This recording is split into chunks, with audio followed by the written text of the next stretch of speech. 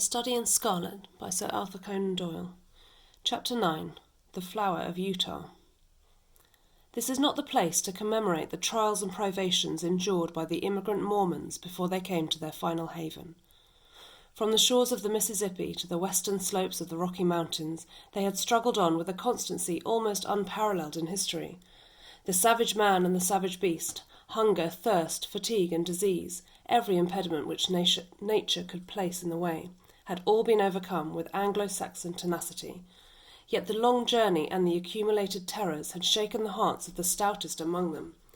There was not one who did not sink upon his knees in heartfelt prayer when they saw the broad valley of Utah bathed in the sunlight beneath them, and learned from the lips of their leader that this was the promised land, and that these virgin acres were to be theirs for evermore. Young speedily proved himself to be a skilful administrator as well as a resolute chief. Maps were drawn and charts prepared, in which the future city was sketched out. All around, farms were apportioned and allotted in proportion to the standing of each individual. The tradesman was put to his trade, and the artisan to his calling. In the town streets and squares sprang up, as if by magic. In the country there was draining and hedging, planting and clearing, until the next summer saw the whole country golden with the wheat crop. Everything prospered in the strange settlement. Above all, the great temple which they had erected in the centre of the city grew ever taller and larger. From the first blush of dawn until the closing of the twilight, the clatter of the hammer and the rasp of the saw were never absent from the monument which the immigrants erected to him who had led them safe through many dangers. The two castaways, John Ferrer and the little girl, who had shared his fortunes and had been adopted as his daughter, accompanied the Mormons to the end of their great pilgrimage. Little Lucy Ferrier was borne along pleasantly enough in Elder Stangerson's wagon, a retreat which she shared with the Mormon's 3 wives and with his son, a headstrong, forward boy of 12. Having rallied with the elasticity of childhood from the shock caused by her mother's death, she soon became a pet with the women, and reconciled herself to this new life in her moving canvas-covered home.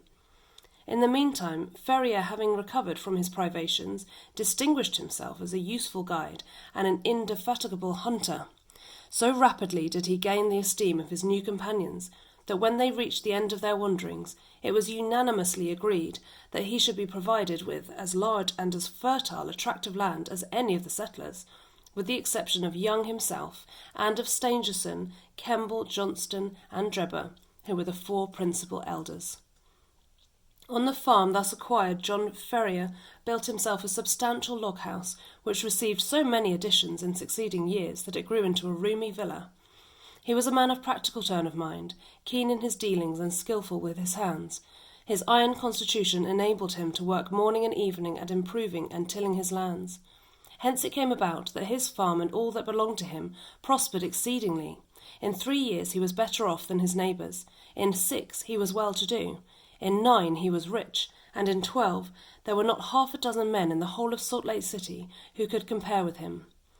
From the great inland sea to the distant Wasatch Mountains there was no name better known than that of John Ferrier. There was one way, and only one, in which he offended the susceptibilities of his co-religionists. No argument or persuasion could ever induce him to set up a female establishment after the manner of his companions. He never gave reasons for this persistent refusal, but contented himself by resolutely and inflexibly adhering to his determination. There were some who accused him of lukewarmness in his adopted religion, and others who put it down to greed of wealth and reluctance to incur expense. Others, again, spoke of some early love affair, and of a fair-haired girl who had pined away on the shores of the Atlantic. Whatever the reason, Ferrier remained strictly celibate. In every other respect, he conformed to the religion of the young settlement, and gained the name of being an orthodox and straight-walking man. Lucy Ferrier grew up within the log-house, and assisted her adopted father in all his undertakings. The keen air of the mountains and the balsamic odour of the pine trees took the place of nurse and mother to the young girl. As year succeeded to year, she grew taller and stronger, her cheek more ruddy and her step more elastic.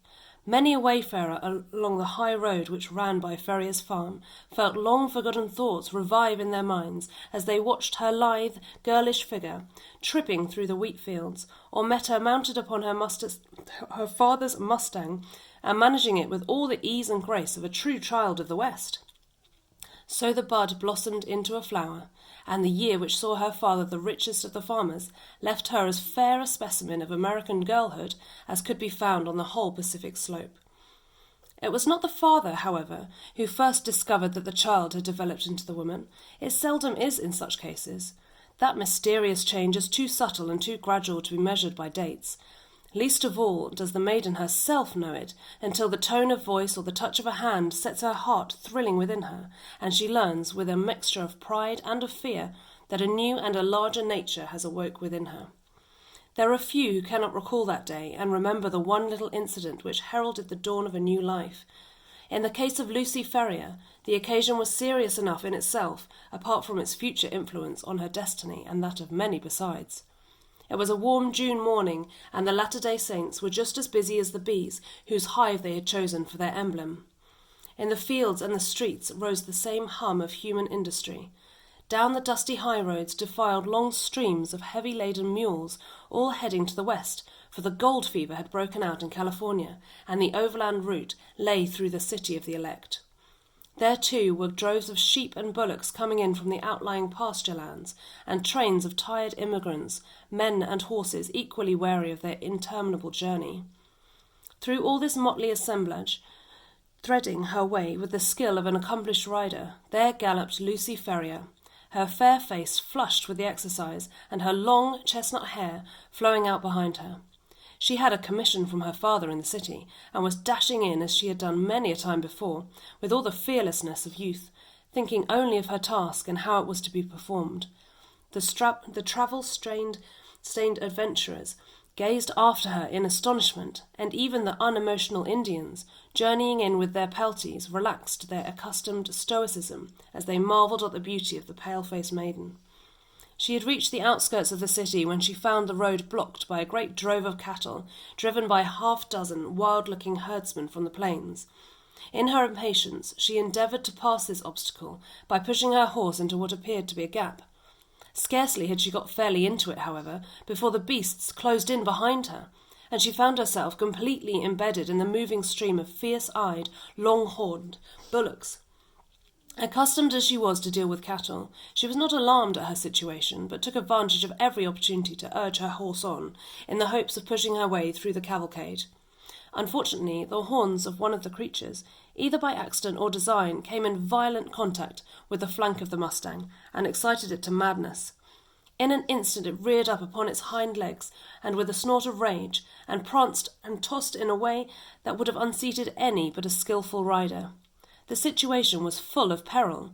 Every plunge of the excited horse brought it against the horns again, and goaded it to fresh madness. It was all that the girl could do to keep herself in the saddle, yet a slip would mean a terrible death under the hoofs of the unwieldy and terrified animals. Unaccustomed to sudden emergencies, her head began to swim, and her grip upon the bridle to relax.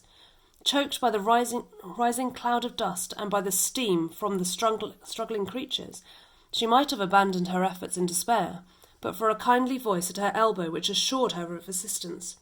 At the same moment, a sinewy brown hand caught the frightened horse by the curb, and forcing a way through the drove, soon brought her to the outskirts. "You're not hurt, I hope, miss?" said her preserver respectfully. She looked up at his dark, fierce face, and laughed saucily. "I'm awful frightened," she said, naively. "Whoever would have thought that Poncho would have been so scared by a lot of cows?" "Thank God you kept your seat," the other said earnestly. He was a tall, savage-looking young fellow, mounted on a powerful roan horse, and clad in the rough dress of a hunter, with a long rifle slung over his shoulders. "I guess you are the daughter of John Ferrier," he remarked. "I saw you ride down from his house. When you see him, ask him if he remembers the Jefferson Hopes of St. Louis. If he's the same Ferrier, my father and he were pretty thick." "Hadn't you better come and ask yourself?" she asked demurely. The young fellow seemed pleased at the suggestion, and his dark eyes sparkled with pleasure. "I'll do so," he said. We've been in the mountains for 2 months, and we are not over and above in visiting condition. He must take us as he finds us." "He has a good deal to thank you for, and so have I," she answered. "He's awful fond of me. If those cows had jumped on me, he'd never have got over it." "Neither would I," said her companion. "You? Well, I don't see it would make much matter to you anyhow. You ain't even a friend of ours." The young hunter's face grew ever so gloomy over this remark that Lucy Ferrier laughed aloud. "There, I didn't mean that," she said. "Of course you're a friend now. You must come and see us. Now I must push along, or father won't trust me with his business any more. Goodbye." "Goodbye," he answered, raising his broad sombrero and bending over her little hand. She wheeled her Mustang round, gave it a cut with her riding whip, and darted away down the broad road in a rolling cloud of dust. Young Jefferson Hope rode on with his companions, gloomy and taciturn. He and they had been among the Nevada mountains prospecting for silver, and were returning to Salt Lake City in the hope of raising capital enough to work some lodes which they had discovered. He had been as keen as any of them upon the business until this sudden incident had drawn his thoughts into another channel. The sight of the fair young girl, and as frank and wholesome as the Sierra breezes, had stirred his volcanic, untamed heart to its very depths. When she had vanished from his sight, he realized that a crisis had come in his life, and that neither silver speculations nor any questions could ever be of such importance to him as this new and all-absorbing one. The love which had sprung up in his heart was not the sudden, changeable fancy of a boy, but rather the wild, fierce passion of a man of strong will and imperious temper. He had been accustomed to succeed in all that he undertook. He swore in his heart that he would not fail at this human effort, and if human effort and human perseverance could render him successful. He called on John Ferrier that night, and many times again, until his face was a familiar one at the farmhouse. John, cooped up in his valley and absorbed in his work, had had little chance of learning the news of the outside world during the last 12 years. All this Jefferson Hope was able to tell him, and in a style which interested Lucy as well as her father. He had been a pioneer in California, and could narrate many a strange tale of fortunes made and fortunes lost in those wild halcyon days. He had been a scout too, and a trapper, a silver explorer, and a ranchman. Wherever stirring adventures were to be had, Jefferson Hope had been there in search of them. He soon became a favourite with the old farmer, who spoke eloquently of his virtues.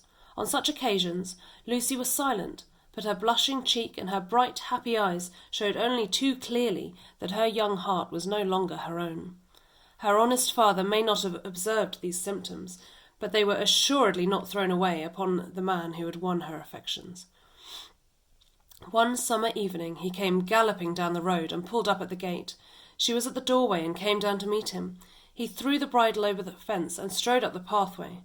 "I am off, Lucy," he said, taking her 2 hands in his and gazing tenderly down into her face. "I won't ask you to come with me now, but will you be ready to come when I'm here again?" "And when will that be?" she asked, blushing and laughing. "A couple of months at the outside. I'll come and claim you then, my darling. There's no one who can stand between us." "And how about father?" she asked. "He has given his consent, provided we get these mines working all right. I have no fear on that head." "Oh, well, of course, if you and father have arranged it all, there's no more to be said," she whispered, with her cheek against his broad breast. "Thank God," he said, hoarsely, stooping and kissing her. "It is settled, then. The longer I stay, the harder it will be to go. They are waiting for me at the cannon. Goodbye, my own darling, goodbye. In 2 months you shall see me."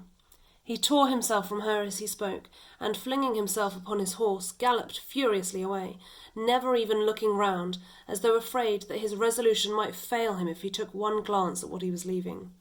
She stood at the gate, gazing after him until he vanished from her sight. Then she walked back into the house, the happiest girl in all Utah.